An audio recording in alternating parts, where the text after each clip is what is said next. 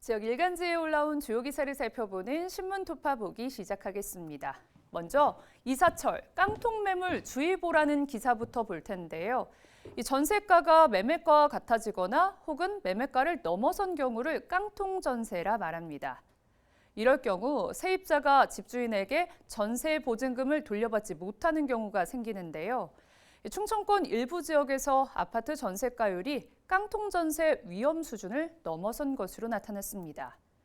통상 정세가율이 70%를 넘으면 주의, 80%를 넘으면 위험으로 판단하는 것을 감안하면 사실상 대전과 충남, 충북 등 충청권 전 지역이 깡통전세 주의 단계를 넘어선 셈입니다.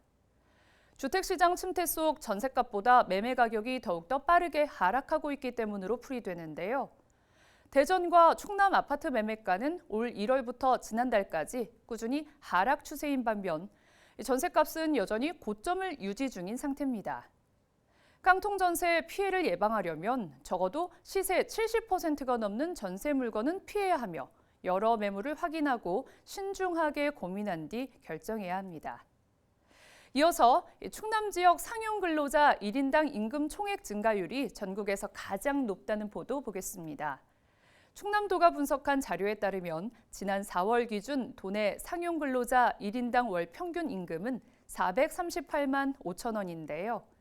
지난해 같은 기간보다 상승률 14.8%로 전국 17개 시도 가운데 1위를 기록했습니다.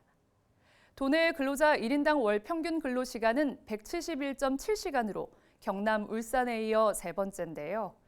전국 평균인 167.7시간을 4시간가량 웃도는 것으로 나타났습니다. 끝으로 천안에 거주하는 65세 이상 노인 10명 중 1명이 치매 환자로 추정되지만 상당수가 제때 관리를 받지 못하고 있다는 보도 보겠습니다. 천안 관내 노인 8만 3천여 명 중 10%가량인 8,500여 명이 추정 치매 환자로 조사됐는데요. 지난 8월 기준 등록된 치매 환자는 총 5,551명으로 집계됐습니다. 나머지 치매 의심 노인들은 관리 사각지대에 놓인 건데요.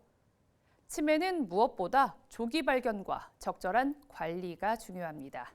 지금까지 지역신문 살펴봤습니다. 계속해서 사진 뉴스입니다. 올해로 세 번째 맞은 천안 이봉주 마라톤 대회가 지난 27일 전국에서 5천여 명의 마라토너가 참가한 가운데 성공적으로 마쳤습니다.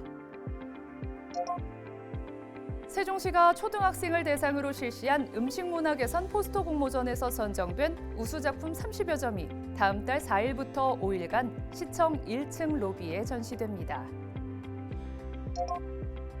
천안야구장 리틀구장이 인조잔디구장으로 탈바꿈했습니다. 전광판과 관람석 등 부대 시설도 완비하고 다시 문을 열었습니다.